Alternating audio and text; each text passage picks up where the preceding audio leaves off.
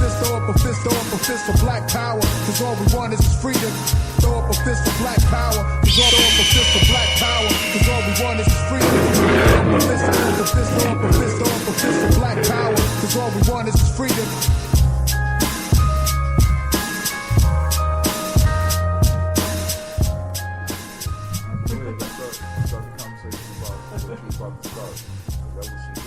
Videos, dude.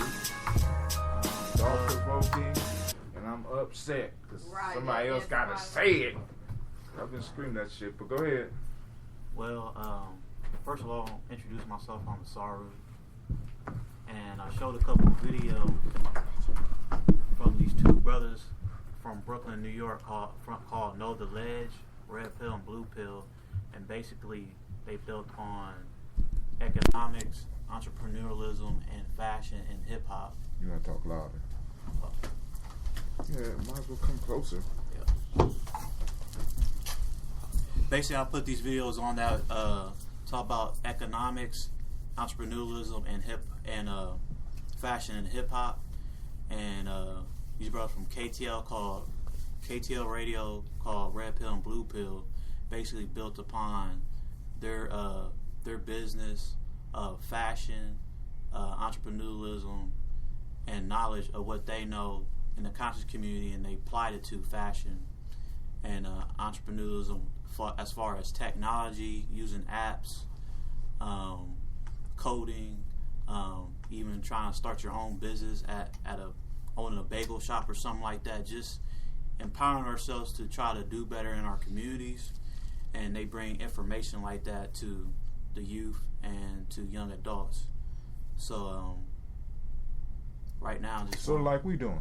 Yeah, like we're doing, basically. Y'all do know, I mean, I have to stress this. Without any promotions, we get 100 hits every time we record this. So there's other people out there that's listening. So I want y'all to be clear that y'all have an audience. Y'all have an audience. You know what I'm saying? And like I said, I'm not even promoting it big, but when it goes up there, we got 35% coming from Facebook. We got 45% coming from Spreaker. So that means a majority of the people that's listening to what we're talking about are strangers. So we got a market. So, just saying, keep that in mind. So, since there's other people in the room, I just want to know anybody had comments or opinions on the videos that I showed. Something that inspired you that we can build upon. I've been wanting to make my own clothing line since like last year because I found out I was an artist, and that showed me it's not that hard just to come up with a website to build a whole empire. Because a lot of people started from the bottom and now they got a lot of money. Like that Facebook dude didn't mean it to be that big. At first it started out with old people only, and then we got on to the youth. And I got a lot of ideas with games, like apps, little game apps and all that. So if I can use it, it would be a start of a lot. Like thinking about going to business management in college, so I could start own businesses around the place. Because I see a lot of A-Rides with drive-thrus, and I go on a drive-thru because it don't look easy, but at least it will bring in money. And I think I could start my own shirts and pants and all that, and start having like where people wear my apparel. And when he was talking about making your own apps, that's in building with other people, I think we should do that instead of being in clothes. We should go around, because I know it's a lot of people just like me that wants to build, but they don't have any inspiration yet, or they ain't seen anything that will let them know. A lot of people have ideas that's on their phones right now looking at them. I could make that app, I just don't know how to make it yet. And if the information gets out there, the websites he was talking about, I mean, a lot of people can strive up and achieve greatness off of little things that they thought would be little, but it turned out being big. Anybody else? Well, for me, I'm into fashion, and I always wanted to start my own clothing line. And basically, I wanted to use what I know in my culture and apply it to fashion. You know what I mean? Because a lot of our children, a lot of our even just our people, period. You know what I mean? We're visual people, so we get attracted by what, you know, the things that I wear, you know, Pharaoh and all this stuff that attracted me, and I kind of wear it to, like, you know, people just ask me questions like, well, what is that? What is that about? You know what I mean? And I, you know, try to educate them about what I have on, you know what I mean? And when I do that, man, it's like, man, I didn't know about that, or even just the symbols, you know what I mean? It's just something, I'm just like a walking billboard, basically. So I'm into fashion, and plus, you know, with the fashion here in Columbus, it's a big market, and a lot of people don't know that, because Columbus, Ohio, is number 3 in the fashion world right now. Who is? Columbus, Ohio. In the United States of America, Columbus, Ohio is number 3 in fashion, with fashion designers. They have fashion runways and stuff like that here. A lot of people don't know about them. I do, because I know people in fashion here. So that's an eye opener for people. So, you know, so yeah, I'm into fashion, and I'm an entrepreneur. So that aspect of hip hop was what inspires me to try to inspire people in hip hop with our culture. So, like, as I've been seeing in a lot of stores, they've been having our art on the shirts, like a lot of viral art on the shirts that's been going around, and it's been selling easily. And I think I could do that.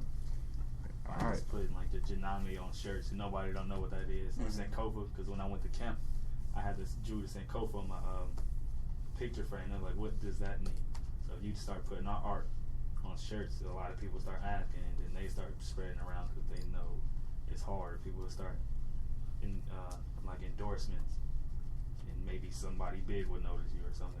Like I didn't know that we was number 3 in the world, so that means we could start off from Columbus. We got a lot of things in Columbus nobody knows. We think we just a bad city because our name is not put out there a lot. Yeah. But we are known, obviously, after you just said that, and we can use it to our advantage right now instead of waiting, like you said, you wait 10 years and like, oh, I should have did that before. It's too late, yeah. Yeah, so we might as well do it now. Wow. Yeah, it's still in the boom, because we can't wait no 5 or 10 years. You can't actually. You can't wait 1 year. You can't wait. I like what he was saying, because one of the reasons I started broadcasting and doing a lot of stuff on it. Daddy, you locked out. Daddy.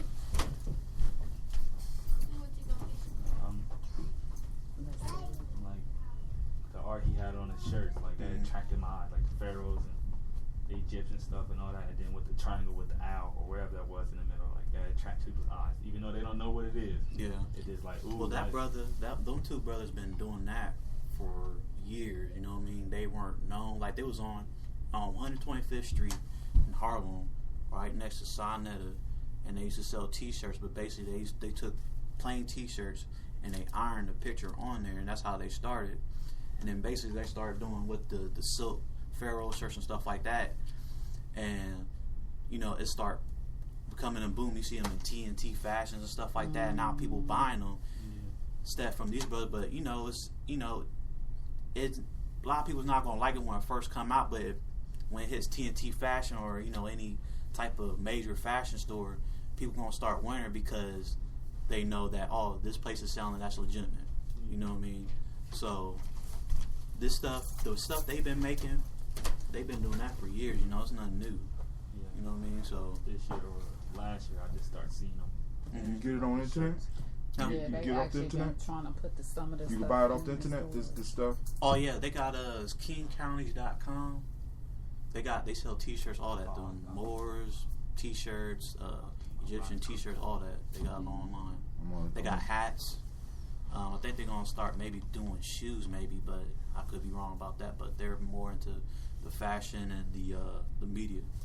Right, because the media for me is, I mean, the internet. What I was trying to say before my kids came in, for me, the internet is it levels the playing field.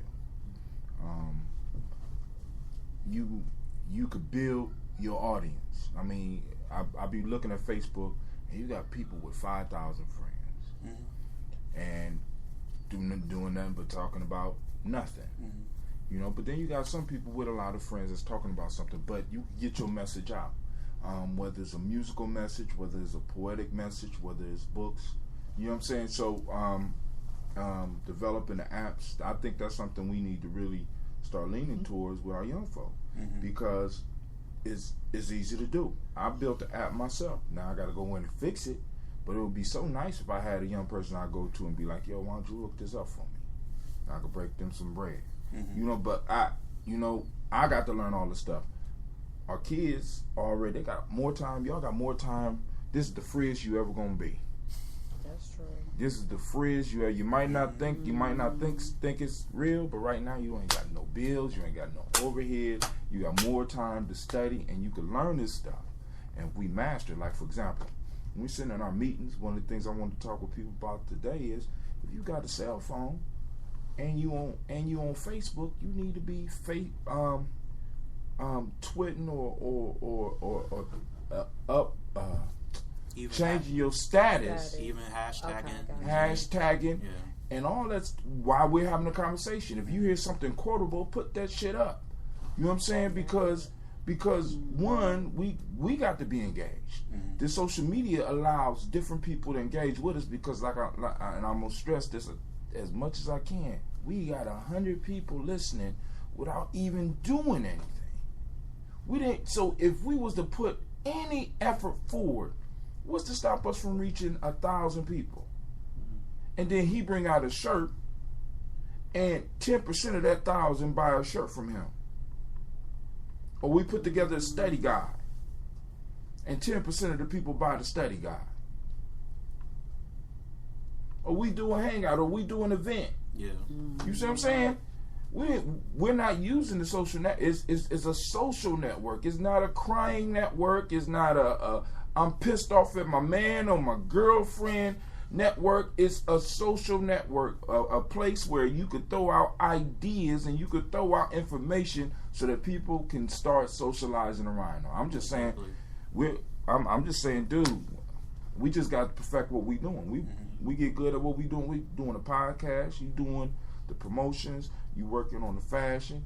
He like drawing. You know, one of the things that caught me off guard at Simba this year was the first year we made our shirts. We've been doing Simba for 22 years. This is the first year we made our shirts. We packed up the damn equipment from Chicago and shipped it to where we were and had the kids making the shirts right then and there. Why we can't do that here? You know what I'm saying? My dude, every time I say a quote, he like, that's a t-shirt. Yeah. You know what I'm saying? That's a t-shirt. That's true. I'm saying, I feel like, oh, I didn't know, right? it's easy. The t-shirt thing, easy. Easy. I mean, I even researched the equipment, just even getting it. It's not even that much. It's about $1,000. It's about $1,000. It's about $1,000. You seen the equipment, right? You got these things. I mean, and then you think about it, even with $1,000, that's a good investment because you're gonna make your money back and then some. I mean, seriously. I mean, if you don't do nothing but stuff for you, right? You know what I'm saying? I'm just gonna go get me some colored T-shirts and I'm gonna start making my own clothes. I'm wearing my stuff. We just make it for us. You know. People gonna start seeing it like, Where you Where you get get that that? from? You Right. can get, right. You You want can it? get one. Yeah, I could get. Here, I'll take your order right now. You start like I said, Yeah. posting up the pictures, dude. Right. Cause like last night, how many people were on this set up a stream for the event we was at last night? That people that attended, Yeah.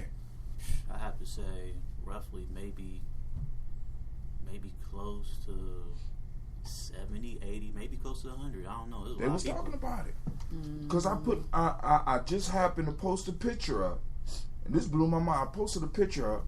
Your picture came up. Mansour's picture came up. Everybody else that I knew that was on Facebook that was there, picture showed up. Right? I said, damn, we're not using this right. Well, let me put this. I'm gonna speak for me. I'm gonna use I statements. I'm not using this right. If I could walk into a club and I could type in "I'm here," and all of a sudden it let me know everybody's in the bar, I'm not using this right. They already. I mean, if I'm concerned about the police tracking me or the feds. They already doing that, so I'm not even caring no more. So let's get beyond that.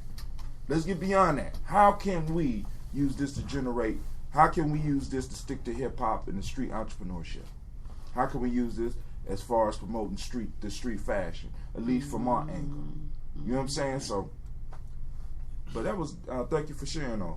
You create pages now on Facebook, and it's this little promote thing. You got to pay like $10 in the reach, like Even not even that, but not even Facebook pages, but also the blogging. You know, you got Blogger, That's what I do. and then you got Tumblr, which Tumblr you just take pictures and you just type a little bit of just one little sentence. That's it. This is a blog. This is considered a blog. I started doing this instead of writing.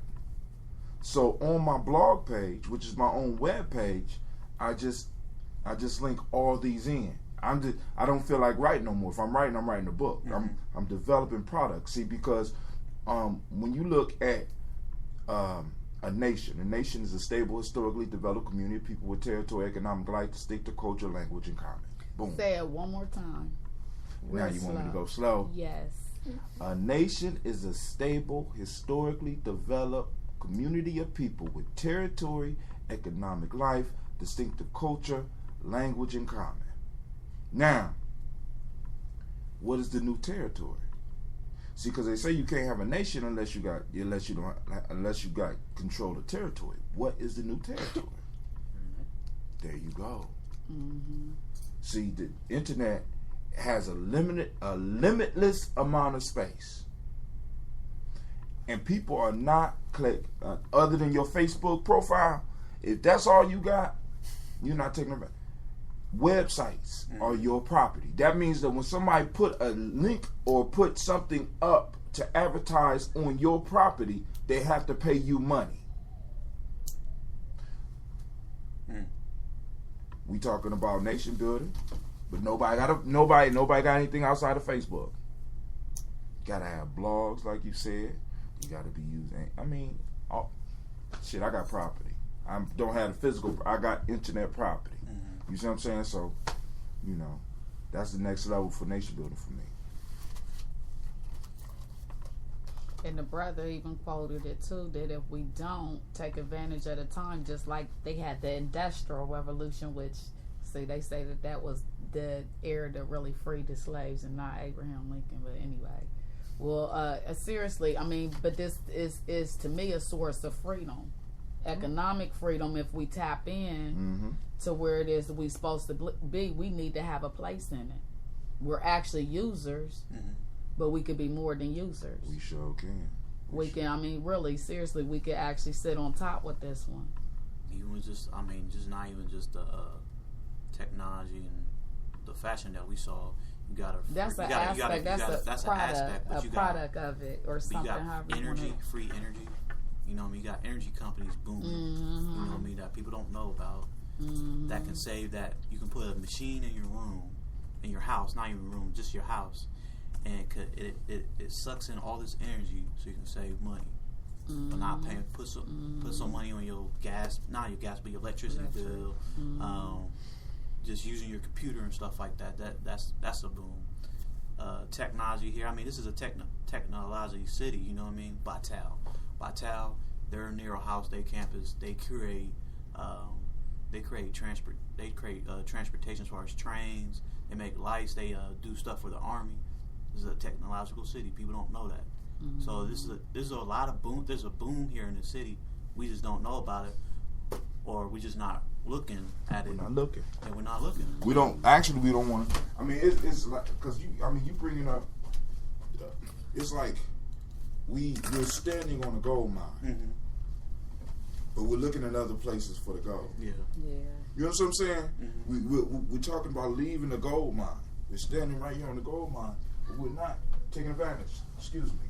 Is that what you're supposed to And I think our biggest issue is us learning how to know how. I mean, maybe it might be us linking. I mean, even just for y'all two to share the same type of passion. There need to be some type of collaboration. Like, okay, if y'all gonna draw or actually do the art, you might be out there in the community that actually sell it, well then resources, that's no resources to do it. You see what I'm saying? So because it is a communal thing, I have to go back to the. We got the resources. Yes. I just blew $60 on drinks last night. I mean, I got you. I mean, just like how he was saying. We kicked it last night. Yeah. You understand what I'm saying? It was about 5. It was at least 5 from our group. Mm-hmm. But if I extend it out, we spent about $1,000 last night.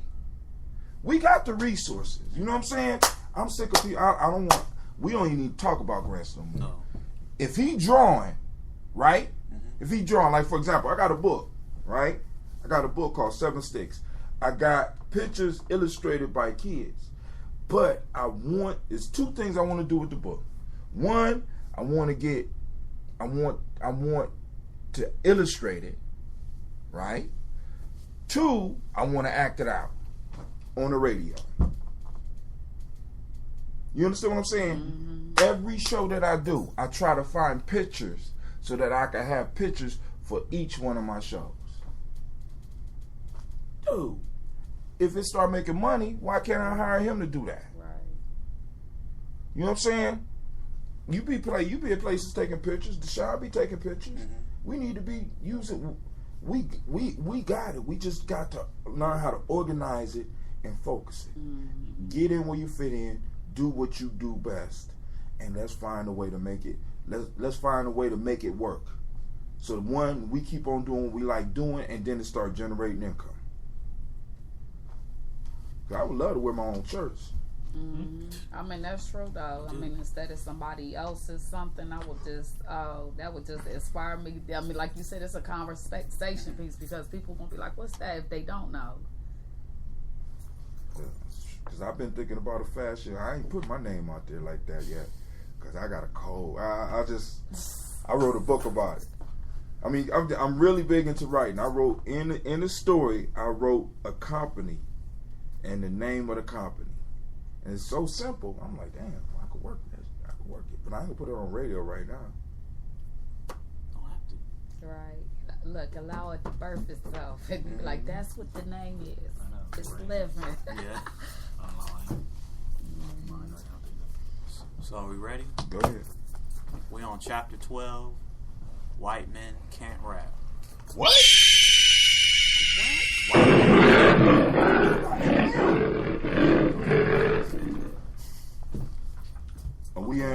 We're coming from Hip-Hop Decoded by the Black Dot. Chapter 12. Alright. Oh, I know what you're thinking. Black Dot done lost his mind now. He's bugging because Eminem is nice. He can flow better than all these so-called MCs. So what? He's white. So what? He's white. Can't we all just get along? A dope MC is a dope MC. On the surface of all that may appear true. The operative word being appeared. You're gonna have to follow me on this one, son. No doubt.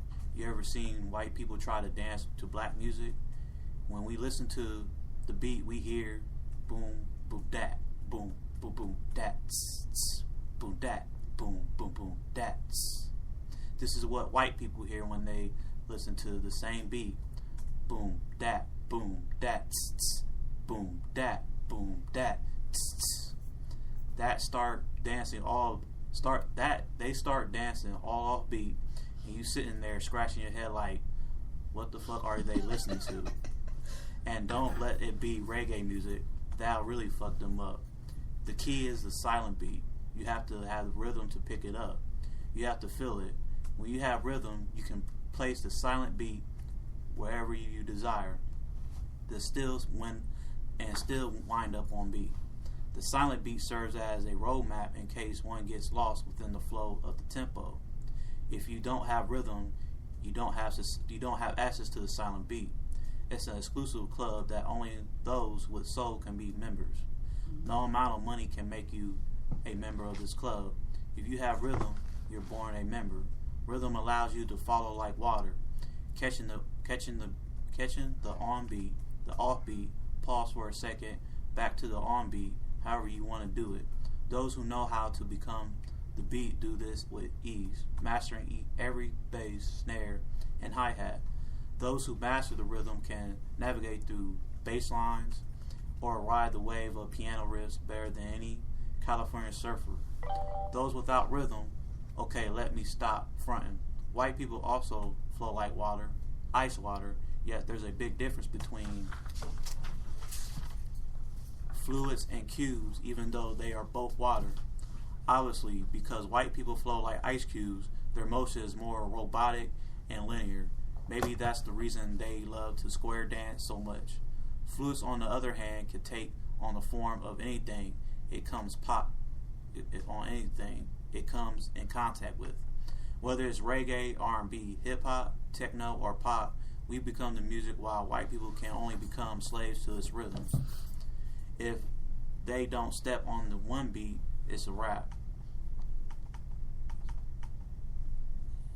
Hold on, lost myself.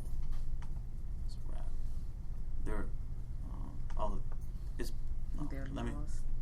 I'm sorry. If they don't step on one beat, it's a rap. They're lost. Since they don't have access to the silent beat, it becomes a musical disaster. Even more so for those watching it than those dancing. To white people's credit, though, they're masters of their own universe. They feel anything they put their minds to, study, analyze, compute, or apply a logic to. They can master, so they can study our every move, motion, and step until they feel they have mastered what we call dance. Then those same white people we were laughing at earlier will hit the dance floor and all of a sudden appear to be in rhythm. Perfect rhythm, some of them even dancing better than you can, while you sitting there scratching your head like, how is it possible? Did they go to the cosmic supermarket and purchase a bag of soul or can of rhythm? No, they simply mastered the art of illusion. They understand that most people believe what they see. That's how magicians make a living. They fool the eye. If you watch white people dance these days, especially hip hop, you would think that they have somehow overcome their rhythm deficiency. I wouldn't be surprised if they could master the Harlem Shake if they studied it long enough. And I know black people who can't do that dance, but still can't feel the music. They still can't hear the silent beat. They still can't master the rhythm. What they can do is mimic our steps so perfectly that they appear to be in tune. I say all of that to ask the question, if white people can't dance because they don't have rhythm, can't feel the music, or hear a silent beat, what makes you think they can rap when the same rules apply? They would be cosmically impossible. That's right. Cosmically, rhythm is one of the 7 universal principles, the others being mentalism, correspondence, vibration, polarity, gender, and causation. Rhythm is the heartbeat of the universe. Everything is affected by it. Our world revolves around cosmic rhythm method. Our heart beats in rhythm. A woman's period flows on a 28-day rhythm cycle. Some people have sex using the rhythm method. When I bop down the street, I'm in rhythm with the universe. Spring, summer, fall, and winter flows in rhythm. The planets orbit in the sun in rhythm. You get the point. So when an MC steps up to the mic to spit, it's not just words that are coming out of his or her mouth. They're rhythmic wave patterns that create a ripple effect in the entire universe. Some are more complicated than others, but no two flows are exactly alike. Rhythm is like your cosmic DNA or fingerprint is designed specifically for you. Once you add music to the mix, which is vibrating on a whole other rhythmic frequency, it opens you up your frequency channels and allows others who are listening to lock into it and travel with you. When your verse is over, so is the journey. This will only work if the MC truly feels every word that he spits. The more MC feels, the more his words resonate from the soul. There's that word again. Every word has a vibration, some very subtle and some very powerful. That's a reason that some MCs are felt more than others. It doesn't matter if he's kicking conscious rap or gangster rap. If the people feel you, they feel you. Other than that, It's just a whole bunch of words that rhyme. Here's where the problem lies. How many white rappers have you truly felt? Once you get past the banging beats that were most likely provided by someone who was rhythmically in tune what's really there, it's important that you are able to differentiate between the two, because mesmerizing beats can easily fool one into accepting a fake flow as authentic. In the 80s, a rap group called Third Base consisted of two white rappers by the names of MC Search and Pete Nice attempted to tap into the pulse of hip-hop and make their presence felt. They used their black DJ as a cosmic ground to gain access to frequencies that would have normally been off limits to them.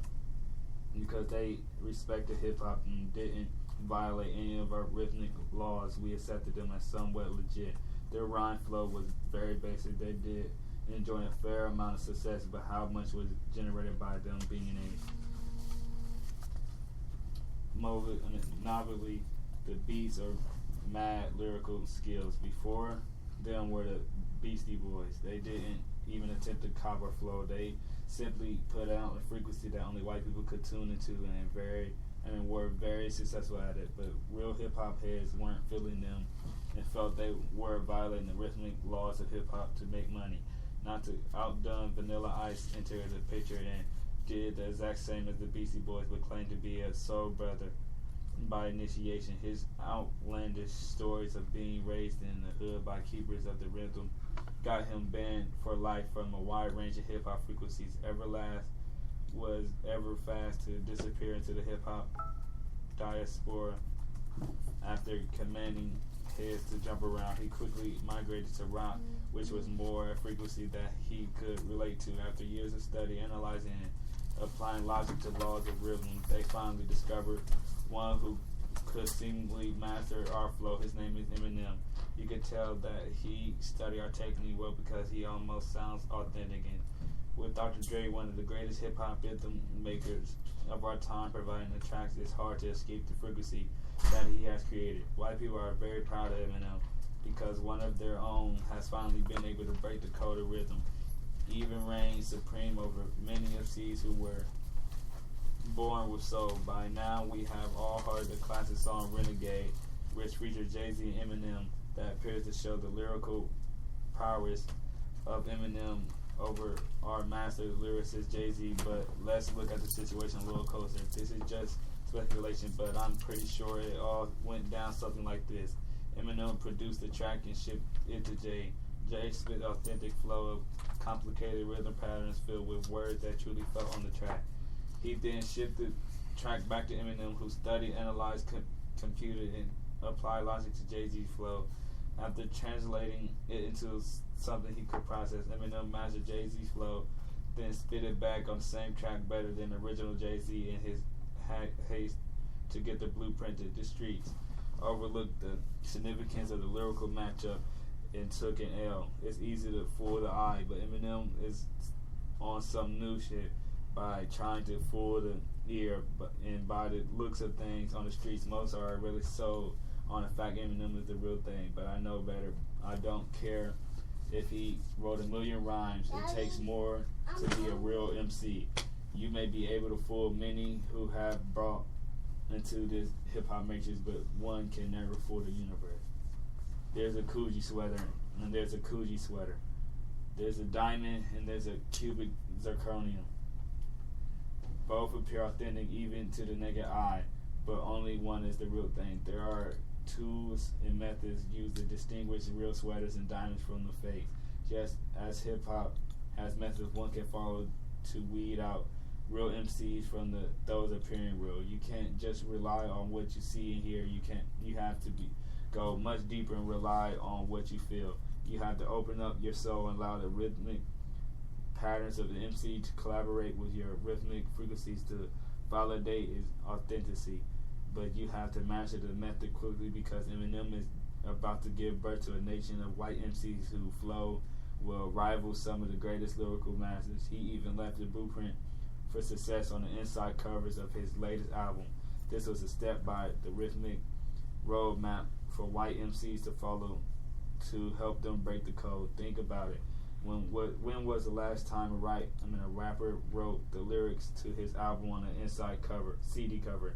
Either all of this makes sense to you, or I'm just a mad journalist who's hating because Eminem is nice and I can't deal with the fact that he's white. It's probably a little of both, but I'm still gonna stand firm on my position. White man can't rap.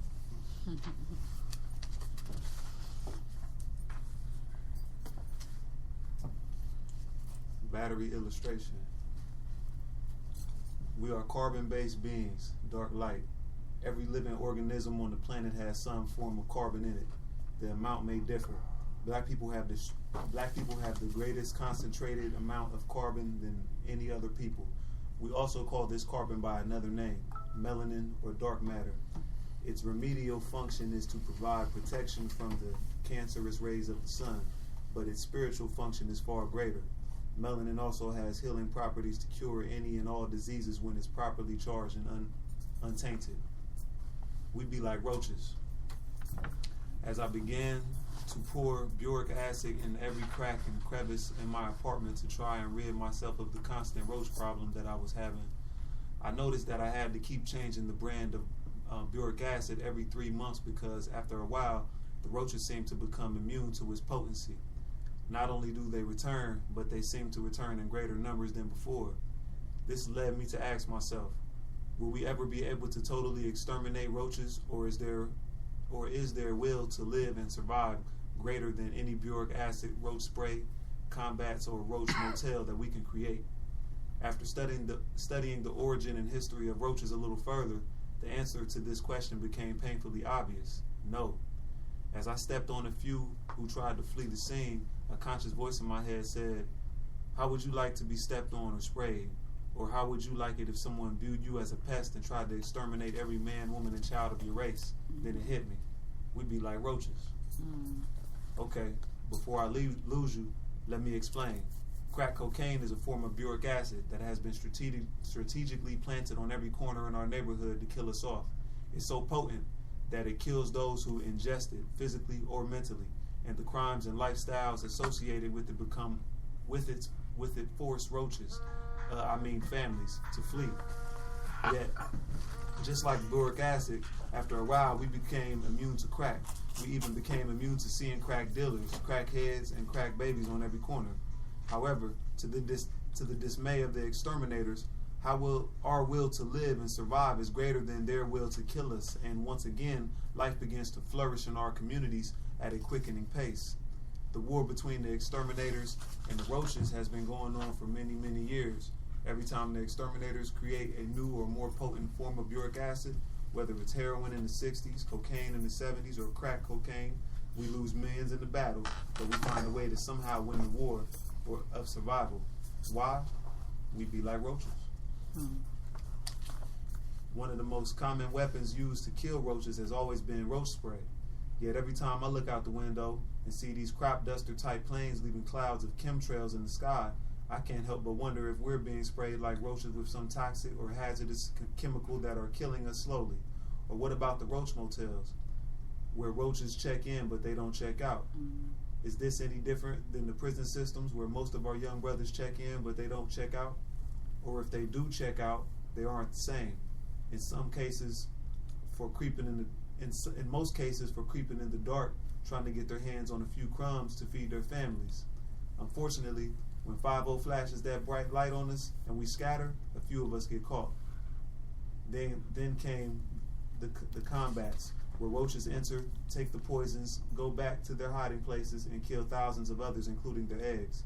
Is this any different than the school systems where every day, whether in the first grade or in college, we're mentally poisoned with lies about George Washington and Christopher Columbus? We then take this poison back to our communities and teach it to our families to mentally kill them.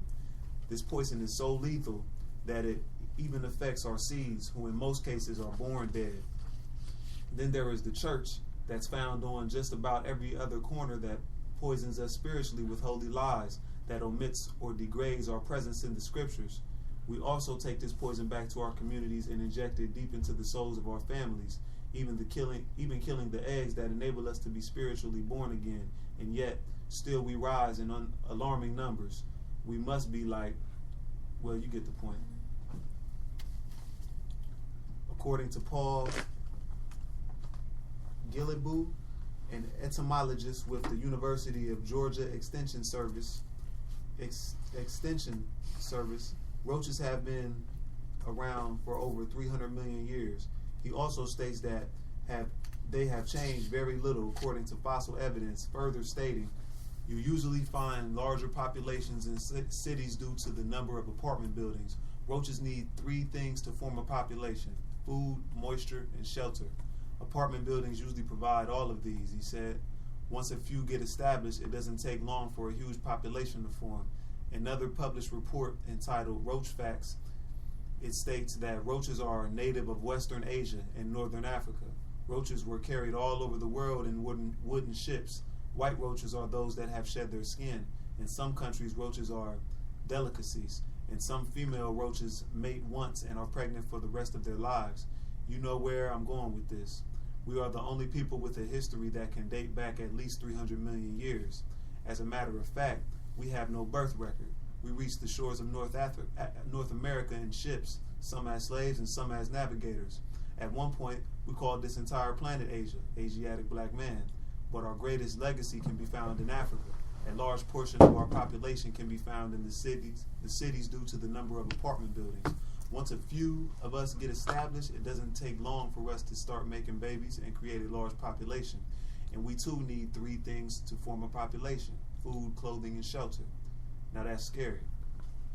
Furthermore, we all know that brother who wants to be white so bad that he would die to shed his skin. Or what about that chicken head with so many kids it seems like she was pregnant her entire life? Oh, and let's not forget, there are those who see us as a tasty food. Jeffrey Dahmer can attest to that. It appears that of the roach world, they are the microcosm and we are the macrocosm. So before you kill that roach that just crawled across your TV, understand that this fight to survive is no different than your own. That's deep. Now, for some of the other boric acid that have plagued our communities for centuries, white sugar is a boric acid, white salt is a boric acid, white milk is a boric acid, white bread, white flour, and white rice are all boric acids that are used to kill us on a daily basis. High blood pressure and diabetes are 2 of the leading causes of death of so-called African American people. These sugars, salts, starches are deadly and are made readily available for us to consume and die. With all of the growth hormones added to the milk, which has been known to cause asthma and breast cancer, it too has become detrimental to the health of black people, and it's free for young mothers in the hood to ensure that they start the death process of their children early. When the Europeans came in contact with Indians, they wiped them out with guns and diseases. Those who survived had to flee like roaches. When the Europeans came in contact with black people, they wiped us out or forced us into bondage. Even in ancient times, they slaughtered us and destroyed our institutes of higher learning, like libraries, Alexandria, and monuments, the Sphinx, forcing us to flee like roaches into foreign lands. When it comes to music, the process is the same. We created jazz music for the purpose of lifting us up spiritually. Once that boric acid element was added to the equation, it poisoned the energy. We then created rock and roll to try and reestablish a new foundation for this spiritual energy. Today, if you listen to rock and roll, you would never know that we were its original creators. Again, we had to flee the scene or be musically annihilated. Now, hip-hop is facing extermination. When hip-hop came from the heart, it resonated at a higher frequency.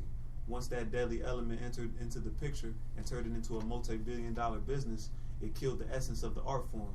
And 10 years from now, it will be dominated by white artists. Iggy Azalea, Macklemore, causing the roaches that haven't been killed to somehow become immune to this poison or flee and create a new form of music to survive. The number 1 rule that all roaches must adhere to or face elimination is stay away from everything white. Wow. I can't help but wonder if the immune system of a roach is so sophisticated that once poisoned over a period of time, it has the ability to somehow recognize, analyze, and create a defense mechanism that renders the boric acid useless. There's no different than our ability to fight off AIDS, Ebola, other man-made diseases created to destroy us on a global level. However, the exterminators are constantly at work inventing a new biological weapons of mass destruction to totally eliminate us. We can run, but we can't hide from their relentless pursuit. We must fight. We must find new ways to heighten our defense mechanisms. We must meditate, eat right, physically, mentally, and spiritually, and we must draw on the energy of our ancestors. Then they were victims of the very exterminators that we are fighting and would love a little payback. And just like roaches, we will survive. After all, we have been here long before the exterminators and will be here long after they're gone. It is said that roaches are the only thing that can survive a nuclear blast. Yet when I looked out to my community after 9/11 attacks, to my surprise, no one seemed a bit too concerned about their survival if this was to escalate into a nuclear war. In fact, we never even missed a beat. People still went to work, children still came out to play, and fellows were still on the corner puffing blunts like nothing ever happened. This led me to ask myself, do we know something that they don't? Who else could survive under the horrid conditions we live and still say there's no place like home but us? Who else will survive off of mere crumbs and still have a thriving population but us? Who else will survive the physical, nuclear, and biological attacks on every existence and still look forward till tomorrow but us? And who else have those roachy family members that seem to crawl up from under a rock as soon as we invite company over and embrace us, to the point that we try to act like we don't even see them but us? But we be the ones with the will to live and survive. We be the ones who can adjust to any and all conditions set before us. We be the ones that will the last ones standing, and whatever you're willing to admit it or not, we be like roaches. Alright. So what we read? You read What else is y'all? White Man Can't Rap. And Yeah, we true. be like roaches. Roaches. Alright, we read chapter 12 and chapter 13. Let me update the link so people know. We read chapter 12 and 13.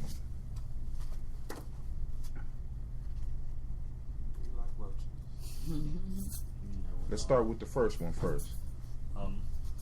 Well, they're talking about how white people can't tune into our rhythm because they can't hear the silent beat like we can.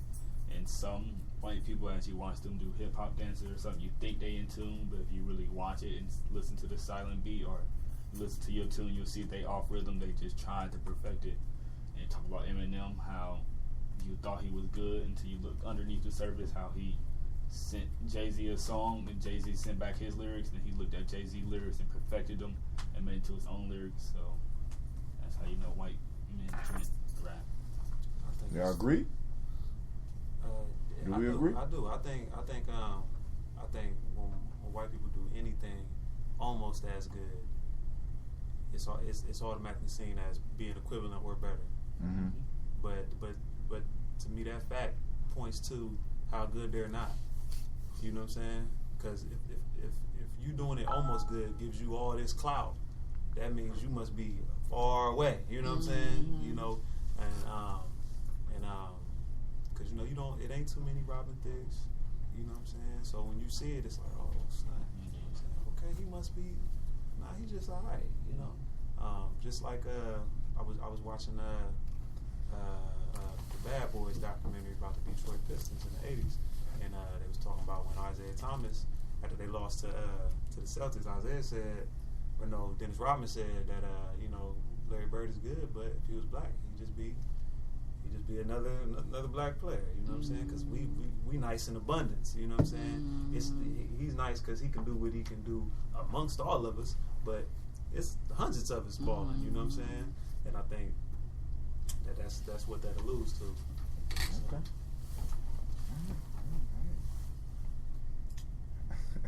Well, But they said the same thing about us in science. But we was the starters of it though, so Right. Well, not according to their history. Well, right, and then once you got one that's brilliant in that area, then they'll, yeah. So it's no different. I think it used to do like real statistics instead of taking one piece by piece. I think we probably be more. We just not as media. We're not put more on the media like they are. And I mean, well, I think they definitely approach education in a different way than what I think the way we historically went about it. You know, I mean, hell, you got a whole bunch of kids in the classroom, and you teach them one way to all of them. Right. You know what I'm saying? So you already messed up. You know what I'm saying? You can't take no statistics on us. You know what I'm saying? We're already out of our comfort zone. You know what I'm saying? We being taught, especially we being taught with somebody who doesn't understand us, isn't like us. You know, Doesn't seek to try to understand us. And most of our brilliant ancestors didn't have book knowledge We just did. to be successful. I mean, seriously, you got some of them that so-called had a third grade education but was brilliant. But really, when you look at Farming, I mean, Right. So to me, that's science in itself. farming is science. Because science is asking questions. When you don't have the resources or even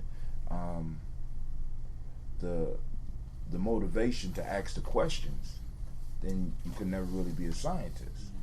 You know what I'm saying? Science is about looking into mysteries, and we've been doing that for a long time. It's just in this recent period in time right now where we no longer asking questions.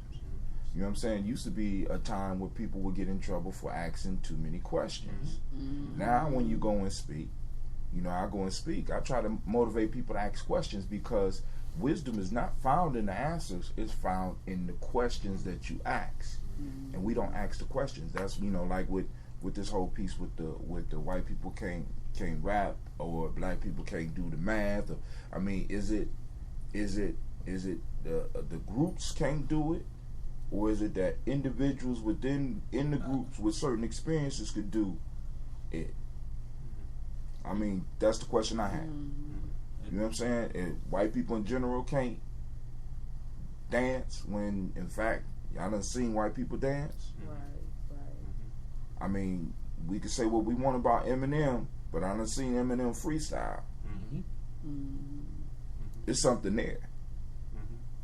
Now, he might not be the best. And I won't say he the best. And I think, like I said, when one has it,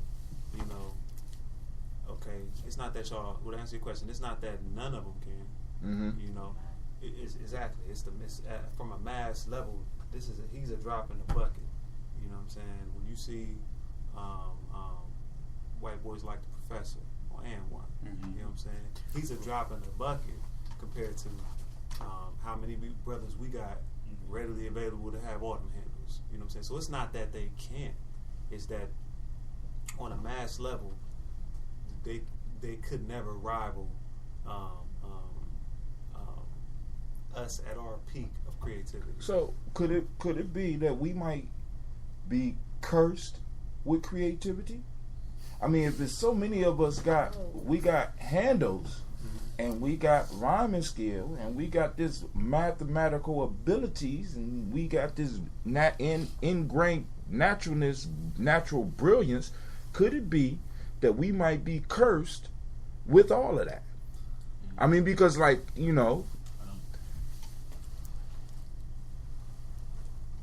if the NBA is full of black eyes, you know what I'm saying, and all of them good, all of them equally good as anybody else. I mean, that's kind of problem. I mean, if everybody's good at something, could that be a curse? It's just that we're not collaborating. I don't think come together. I don't think we're cursed with it. We're not cursed with our creativity. Yeah, I think it has been a curse because I think what we choose to be creative at, or what draws us, it's not okay. 100 cats born in the NBA. What is that doing for us as a whole? You know what I'm saying? I wish everybody in the NBA wanted organization skills. You know what I'm saying? Not that they don't have them, but that's what they saw as a way out. You know what I'm saying? So I don't think we're in our natural habitat enough to, as far as us being in power positions, us being, you know, and having economic. I think it's. I got to disagree with that. Yeah. We've been here over 400 years. We have adapted better and more rapidly than any other group that has been that have suffered in a way anywhere close to. Mm-hmm. We have adapted faster than any other group of people in the history of the world. Of course. We are actually, when it comes to the rest of the world, as bad as we're doing, our neighborhoods is messed up. Yes, some of our neighborhoods is messed up, but it's nothing like Iraq or Afghanistan or some of the what's going on in other places around the world.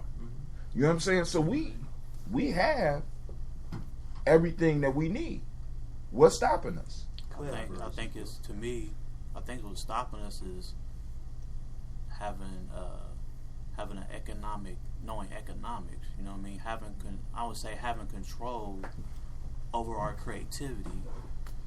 As far as we can just go through hip hop, like we got talented MCs, we got talented dancers, we got all this talent, but we lack economics. We don't keep the money within. Same thing with basketball players. We got all of our people in the NBA, but the money's going to the owners, which are white.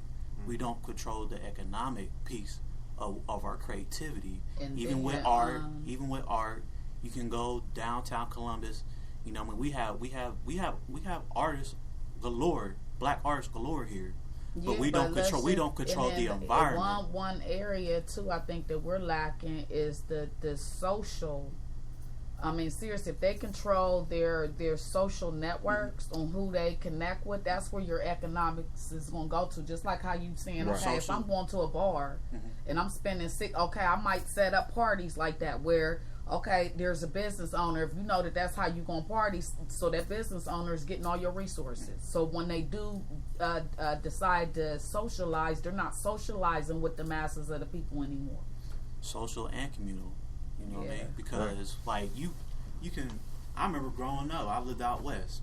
The Lord Mexicans came through, and they all lived in one house. Maybe 20 of them, 15 of them. Mm-hmm. Now they all spread out. They got different houses. They live in different houses because they economically pulled in the money, so they can build the business that they have. All these food trucks and stuff that they have. They're controlling that.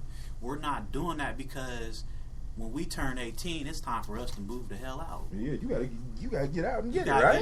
Or I'm not saying we don't have money. We right. just not using it. We're not using it. We're not using the correct tool right. with our skills. And that takes sacrifice. See, because it's different for us to live 20 in a house than for somebody that's brand new to this country to live 20 in a house.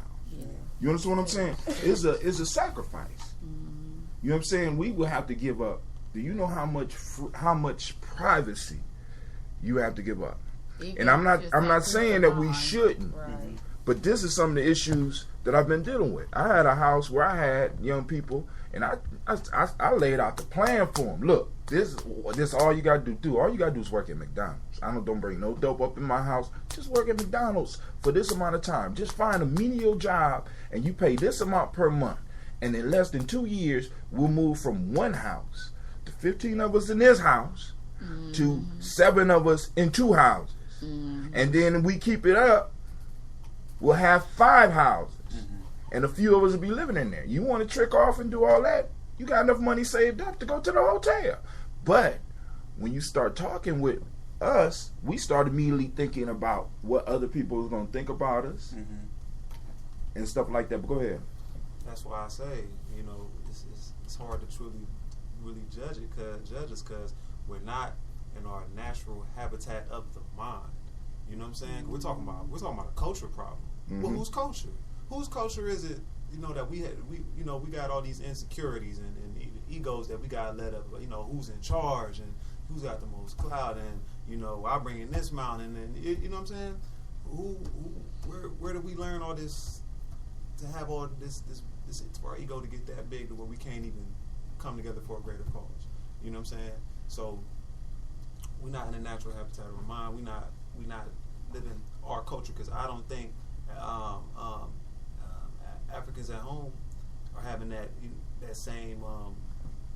Not that no one is, but I'm sure as a mass, their community ain't that much of a problem. You know what I'm saying? All right. Speaking on in indigenous places. What? Okay. But in a lot of indigenous places, they don't have cable. Of course, they don't have. That's what I'm saying. We're not in the right. natural, not the natural they don't habitat have, of our mind. You know, I mean, but we kind of romanticize what's going on over there without actually, because we need to take a trip. That need to be one of our fundraisers. We need to get some of us and some of our kids, and we need to go over there, because you need to see how white supremacy has affected them. Of course. You know what I'm saying? Because it's crazy when you get off the plane in Ghana and you walking through Ghana with all these black people and see all these white Jesuses everywhere. Of course. You see what I'm saying? I mean, they got issues. The issues are not exactly like ours, because we are in the belly of the beast. So we have a whole different mindset. I mean, you're right. We are, because I didn't understand when you first said we wasn't in our natural habitat. You said the natural habitat of the mind. Our minds, we still got that slave mentality. You know what I'm saying? Where we have to satisfy others.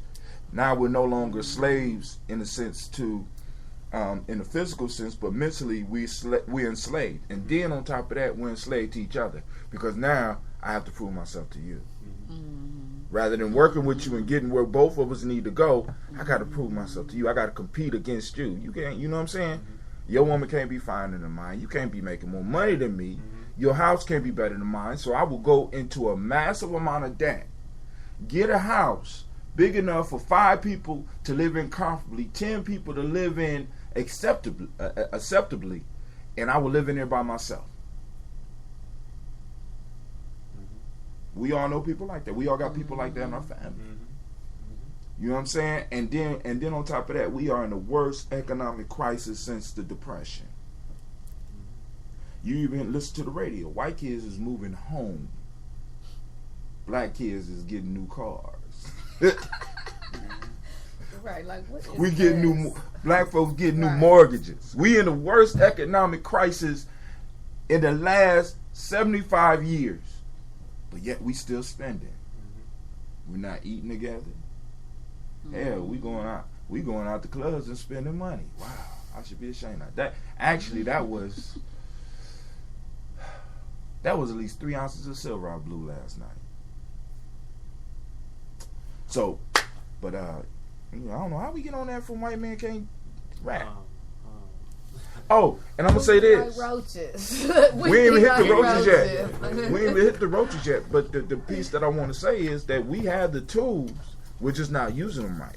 Like, because somebody said something about the NBA players. We can't expect the NBA players to organize.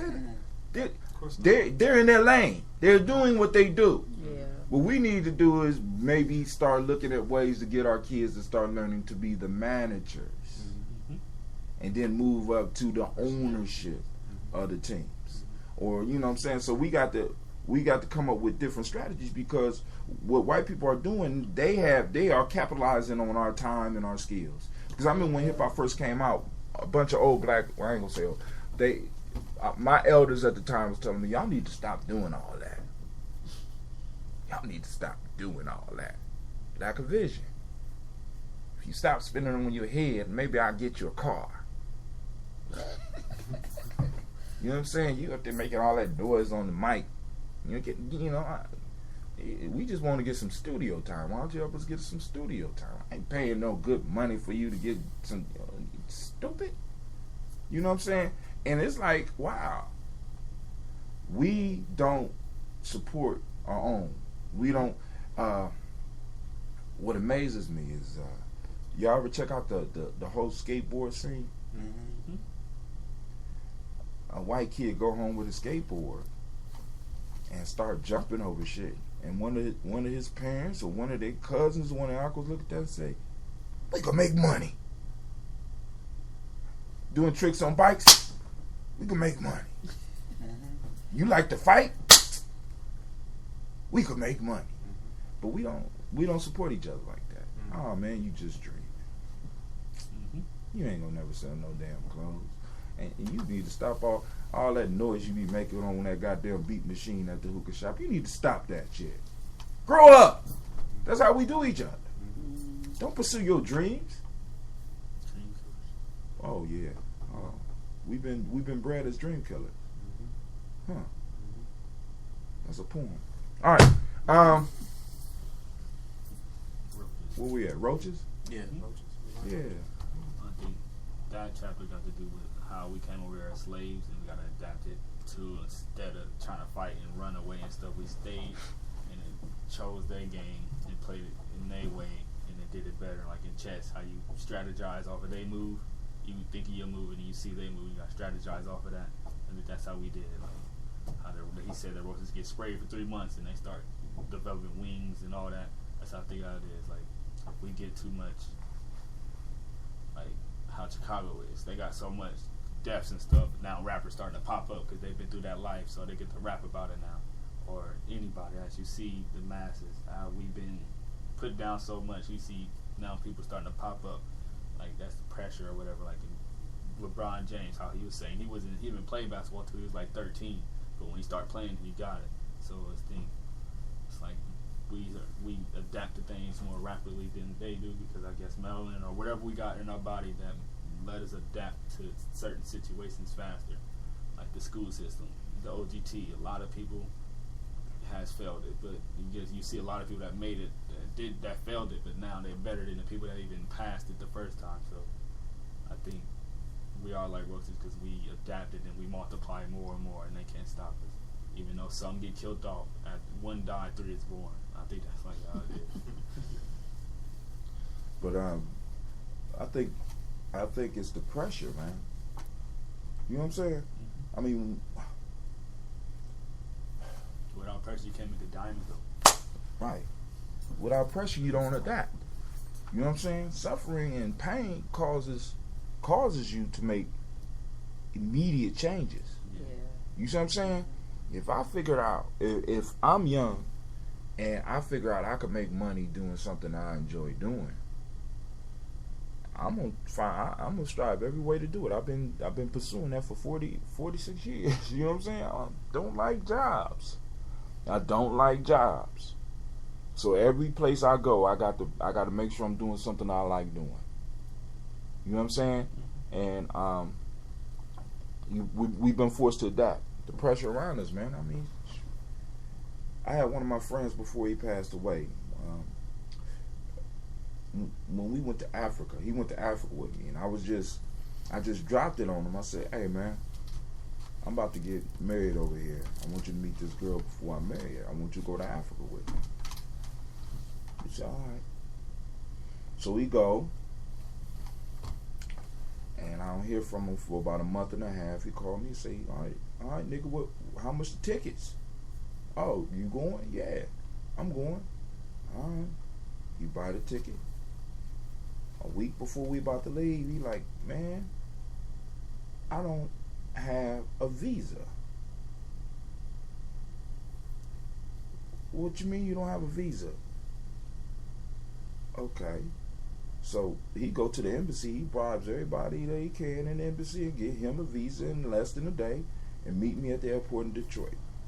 We fly over there and I'm having a conversation, and this is about pressure. And he just had made a big come up because they threw a party because the NBA All-Star basketball game was in Atlanta, and he hung with a crew of promoters, and they just happened to control one of the hottest spots in Atlanta at that time. So he made a lot of money from that. So he came and he gave me a speech about being broke, about the feeling and the pain of being broke, that I had to kind of step back because he scared me. Because he basically, after he got done doing his speech, he said, "Dude, before I be broke again, I will put a gun to my head and kill myself." Damn, dude, that's deep. But that's the pressure some people are under.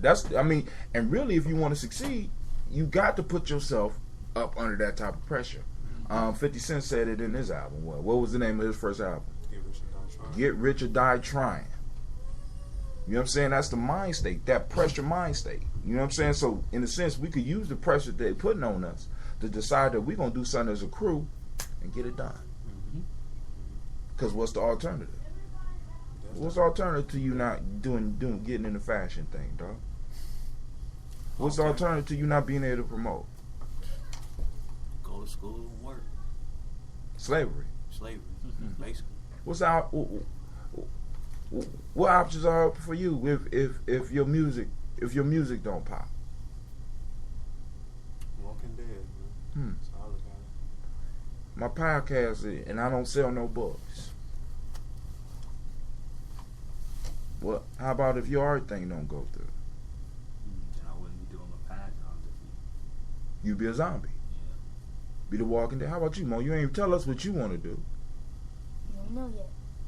But when you get rid of those alternatives and you really look at it like that, that gives you the pressure to get up before everybody else. That gives you the pressure to work longer than anybody else. Because LeBron James didn't just touch the basketball court and was good. See, and do you remember at Simba when Cleve was in a push-up contest and somebody yelled over to me, "That's natural. He's a natural athlete." I said, "No, stop saying that to my son. My son is not a natural athlete. That's work. We don't pick up that natural, and I think that's one of the curses we got because we honestly think some of this shit just come to us, and since it come to us, we don't value. It's easy. I could throw out a rhyme right now. It's easy. No, it's not. It's not. That's hard work. You done did it so long that it's easy to you now, but it's hard work. That's why when somebody like Eminem in their community rise up, that's why he get all the press. You understand what I'm saying?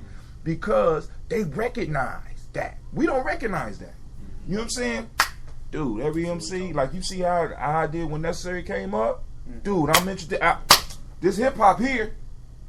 This hip-hop, even though he older than me, I ain't older than you. I tell you, you are older than me. No.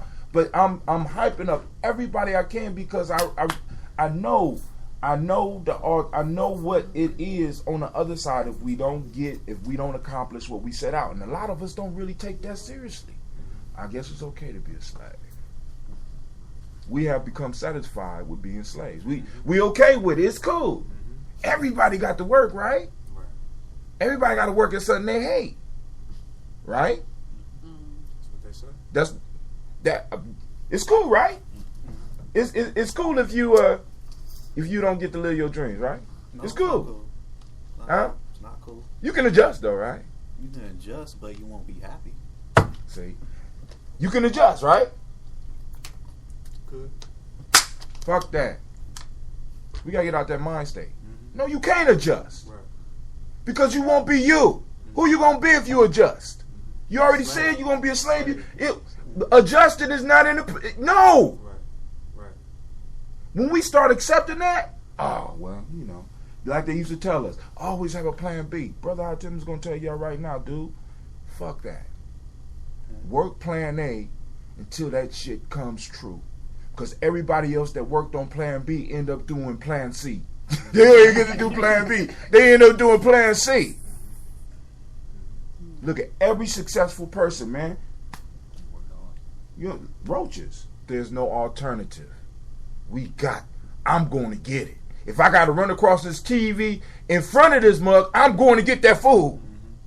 Right? No alternative. You know, but I'm sorry. I ain't even going. If you want it as bad as you want to breathe, then you'll get it. There's that one story when he kept stepping to the water. Right. That's the piece. You know what I'm saying? When we start in our collective, we can't allow people to fall back on the fact of, if I don't make it, it's okay. No, it's not. We're not really a collective. No, that's not real. That's not no. Do you know that we used to name our children after what they was gonna be?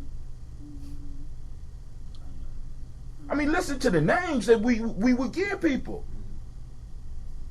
Imhotep, you want a piece?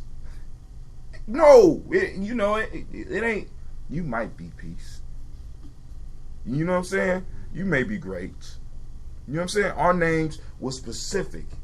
about who we are, what we was born for. You know what I'm saying? And we can't allow ourselves, we can't allow our kids to be like on that. That's that fluke shit that we've been taught. That's how they beating us.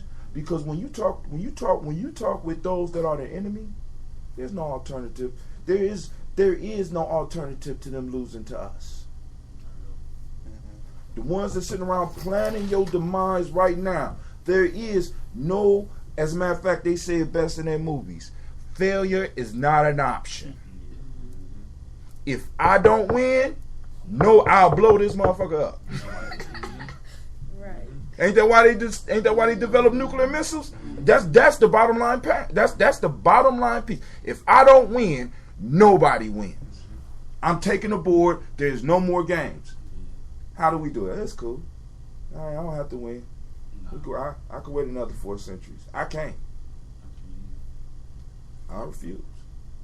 Either we gonna do it or we.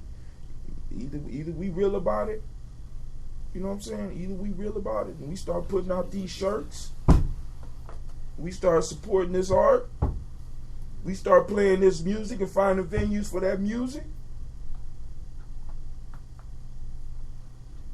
There's no alternative. I'm sorry. I think if it's anything we curse with, it's the survivalist mode is the gift and the curse.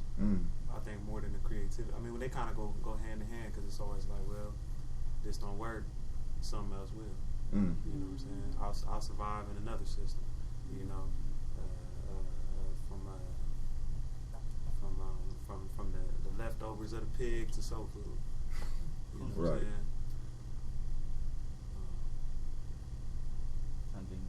I think the fear that we too powerful. Like some people don't like that light. A lot of people, when getting light, get a stage fright. But some people adopted the fact like, what Martin Luther King said the measure of a man is not when he's in convenience. It's when basically when his back is against the wall. Like you saw Muhammad Ali in that one time when he got against the rope, he did like 20 punches in a row. Like some you gotta do stuff like that. And you gotta allow the pressure to make you better instead of weakening it. Like they say, God don't put too much pressure on you if you can't stand it. Like he knows your path before you even know it. I think everything we're doing is made before the time was made.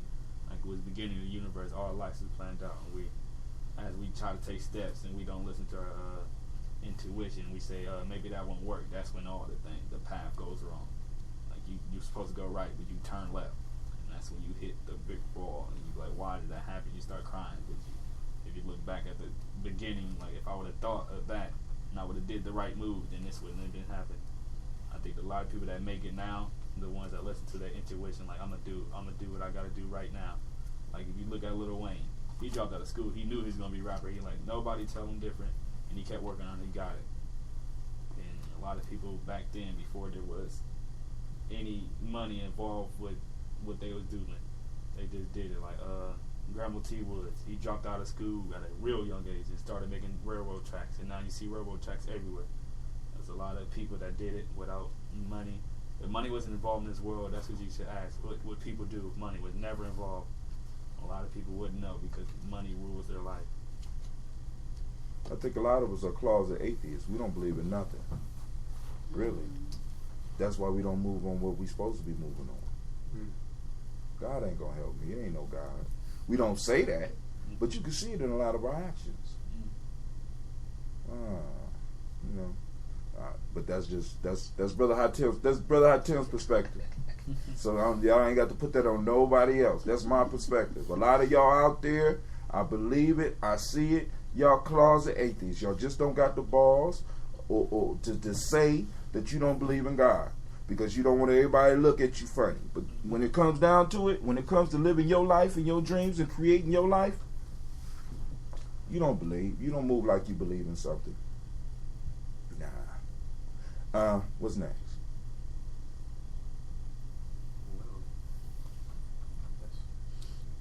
Another shot there? All right, now we at 5:16. There's only a few of us here for this session. Hopefully, somebody out there got something off this. If you would, please share it on your profile if you liked it. I want to see if we could top the 100 hits this time. We had last time. I think we had like 103. I want to see if we get 206 by the next time we meet. That's 2 weeks. So share it. I'm gonna promote it a little bit more and see what we can do. But I got a poem. I was gonna as far as the rites of passage piece, I was gonna direct it towards you and any of the other brothers that went to Simba, because I call it the Simba blues. After you come back, you start going through if you was really involved with it, you start going through a depression. I did a detox. As soon as I got home, I was like, wow. The first time I got home, I busted out crying. I mean, I was so happy to get home, but when I really got home and it quieted down around me, I busted out crying, because I was like, that was incredible. Yeah, that's all it is. And so I just want you to know you're not alone in that. So, you know, you need to talk. We talk about that. But basically what you're going through in the whole cycle of the rites of passage, I told you, we talked about separation. But there's something before separation. There's this thing called the call, where every hero receives a call. We can see this in our own lives. We receive a call, not necessarily just through the phone. Life events set things up for us to move in a certain direction. Then you have those heroes that go willingly, and then you have those heroes that end up getting dragged along the path because they refuse. All right, so you receive the call, and then the next step for the hero is that they find a mentor. There's somebody that guides them, that gives them, that prepares them for the next step in the journey. Then you had a separation, which you had because we picked you up, and then you had a long waiting period. Then we had to drive for 7 hours, and you was removed from everything you knew and dropped off somewhere. Then you was separated again and put into a group of individuals that you didn't know with an adult that you didn't know, and said, this is your nation builder, you need to listen to him for the next 10 days. Then we dropped you off in a tree house out in the middle of nowhere. Right? Mm-hmm. Separation. Then you go through the initiation process. You started learning your principles. You started learning about Simba. You started doing the chants. First it was, but then all of a sudden, by day 3, then you got to release your pain, right? You got to share, go up in the dark, talk about what's bothering you, burn it up symbolically. Every morning you getting up, you pouring libations, you being initiated, right? Boom. Then the big initiation comes. You stand up uncomfortably for a while, you march somewhere in the dark, and you told not to let your brother go. Brother Hatem get up and tell y'all a long story about a lion that what? Wanted to be a sheep that was. She thought it was a sheep. Right. Right. Then next day we get up, you reintroduced. Now your initiation was, the completion of your initiation was a little bit different. Tell people what happened during when you was about to be pulled across. Okay, everybody else had to get in front of the line, and a nation builder or whoever they was with that brought them up through Simba camp had to pull them over the line and see that was Simba. Well, I seen everybody go through, and they told me to get to the back of the line when I was in line. And then as I go up to the line, the nation builder asked me if I was ready. I said yeah, and I explained to him why. But then I get pushed back. He got pushed back by the head nation builder. Yes. So we reached across. We start pulling him. We pulling him. He come across, and then your hair runs up and do what? Pushes me. Body checks him and pushes him back. Oh, then what happened? Oh man, he ain't I did all this for 10 days. Oh man, what? So he started doing this nervous tick. Anybody know what his nervous tick is? Twist my hair. Look, just I twist my hair. Yes, I'm they nervous. be like, what yes. happened? What did I do wrong? Did I say something wrong to them? By speaking my mind? But then Chris came out of nowhere. Like everybody got shirts, regular crew neck shirts. Chris came out of nowhere with a sweater, and that's when you become a youth nation builder. And he started talking like this never happened in history. And they've been talking around camp like somebody is a Simba is gonna skip over fire and become a junior nation builder. So now let me explain. He came in as a Simba. Now the first question they asked me, because he was 18, was, do you want to put him in adult lab? I said, no, I don't want to put him in adult lab. I thought about it. I said, no, I don't want to put him in adult lab. I want him to get the Simba experience. So I put him in a tribe, right? So he went through the whole process and was so open to the process that other people, because I didn't even know that was going to happen. You know what I'm saying? There was conversation going on around him and around me. I didn't know that he was going to go straight from being a Simba.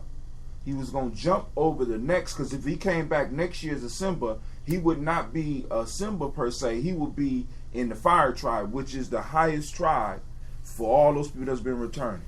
Then the next year he would have came back, if he was picked out of Fire Tribe, to come back as a junior nation builder.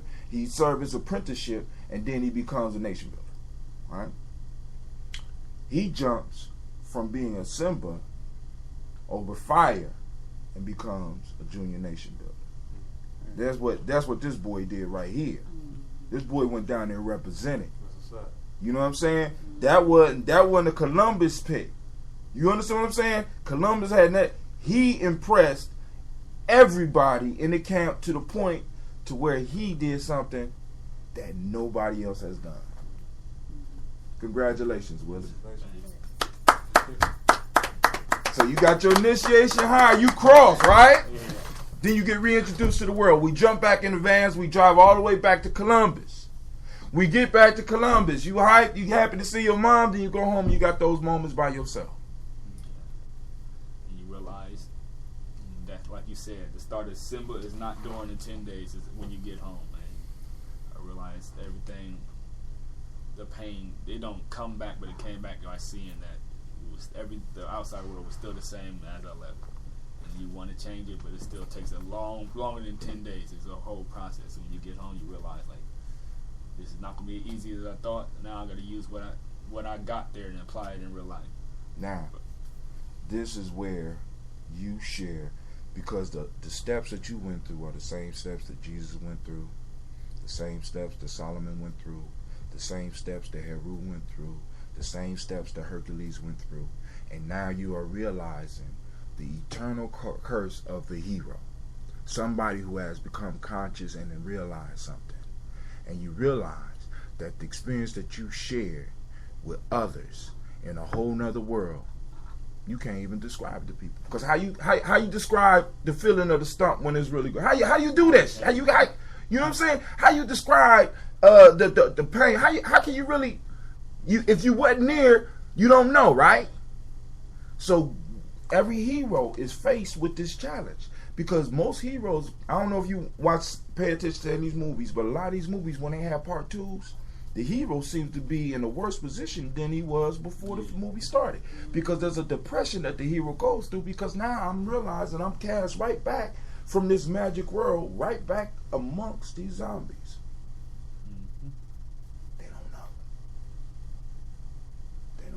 They don't know the possibilities. They haven't even asked the questions. And I can't even talk to nobody about what I got. See, you blessed. Because I want you to think about this. When I came back to Columbus after December, there was nobody. It was just me. Doc pulled me and took me up there. Brought me, and I came back. I was like, damn, there's nobody my age within. Because this is even before long distance was free. I was already homeless and broke. I couldn't call nobody. I'm there by myself. So I want to make sure nobody else will have to experience that. But I just want to let you know you're not alone in that. And we about to we're going to recreate some of that experience when we go out to the woods. So in our next meeting next week, we're going to talk a little bit about how to kind of structure the camp so that we could get everybody to experience that sacred space. Because that's an important piece for rites of passage. There always has to be a sacred space. Always. Right now we are in the car. This right here for us, this meeting is the car. Y'all see who comes. You understand what I'm saying? Some people, you know what I'm saying, the call is rough because some people want to do it, but life pulls on them. I want to go. But I'm reading this poem and then we can shut it down. Oh, I got to play a song. Let's take a commercial break. I want to send some shots out to the dude who wasting his time putting all this music together. I don't really like it all that much, but you know, I'm gonna play it.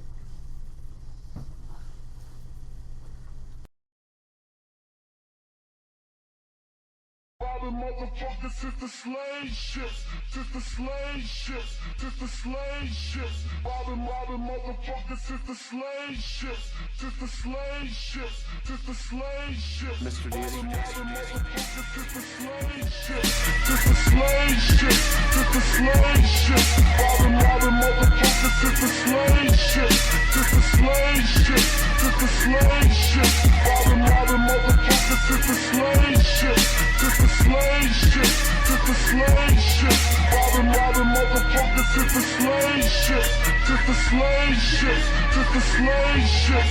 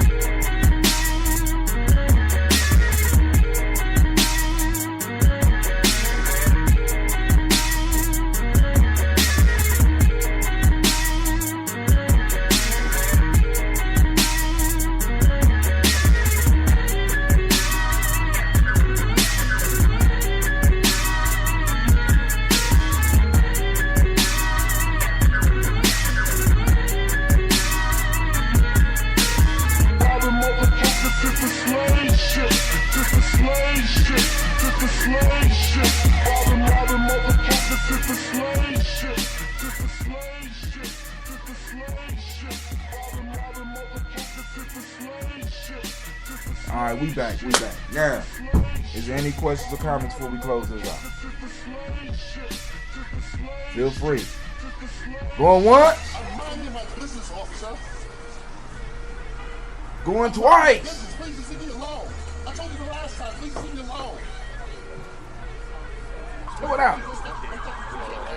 Don't touch me.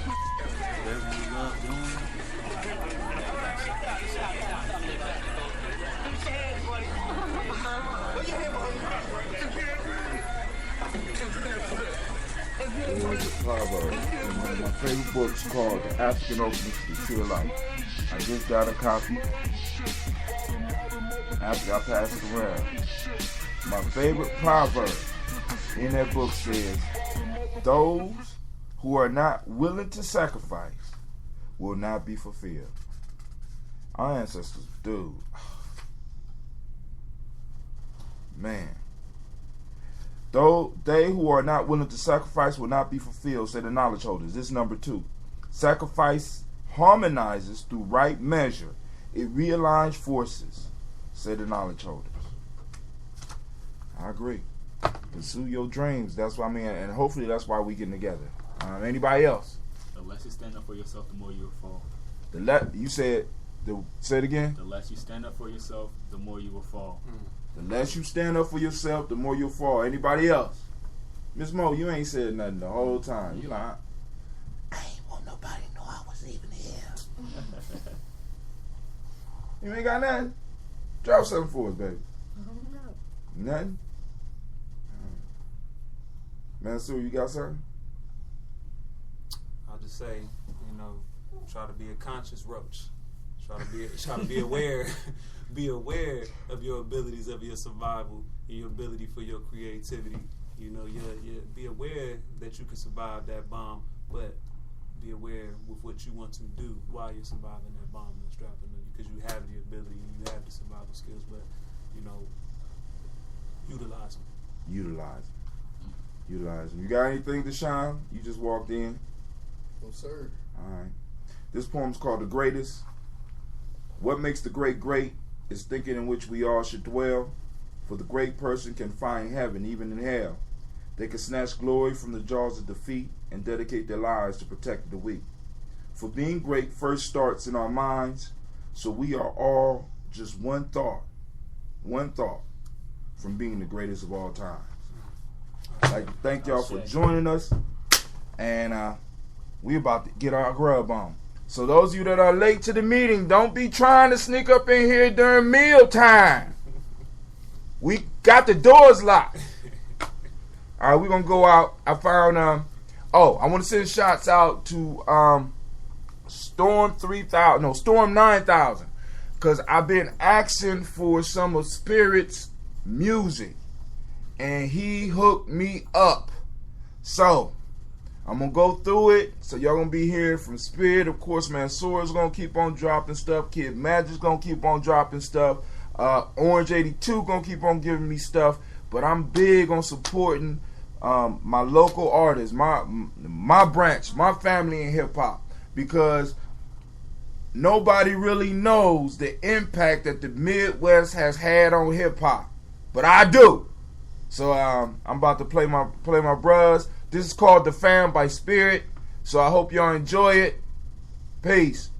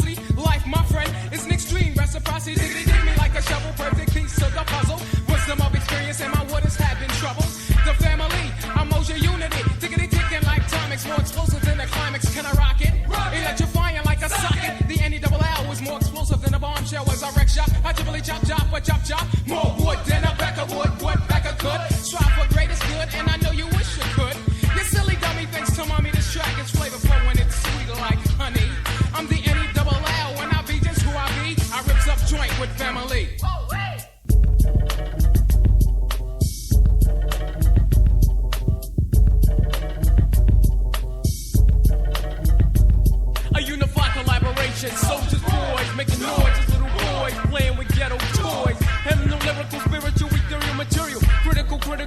critical. 6 knuckles in the hoodie, learning how to knuckle up. Buttering muffins or buttercups. Separated for a second, stuck together when growing up. And now the fam of lamb is blowing up.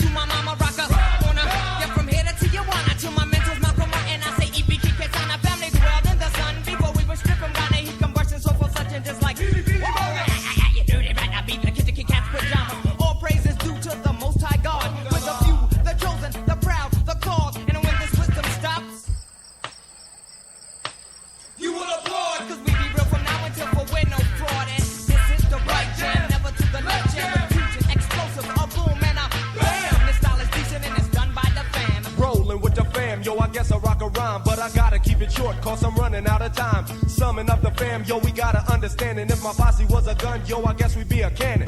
So back up suckers, give the 6 soldiers room as we fly through the rhythm like a jet through a sonic boom. Malik, Riz, Yacht, Mel, and last but not least, Monty, Mel. We coming for the K-boy who stole all my props. Once dressed in sheets, now dressed like cops. Cause they saw us coming and they all said damn. Picked up, packed up, said yo, let's scram. Cause y'all know who's coming, it's the fam a lamb.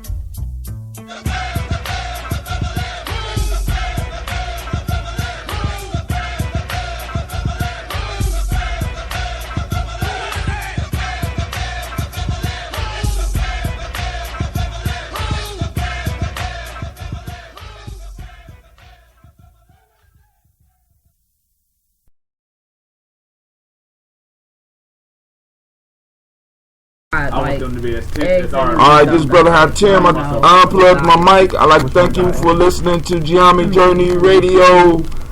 This is our Warrior Training broadcast. This is Giami Journey Radio. Coming at you with the heart of a Simba. I'm out of here.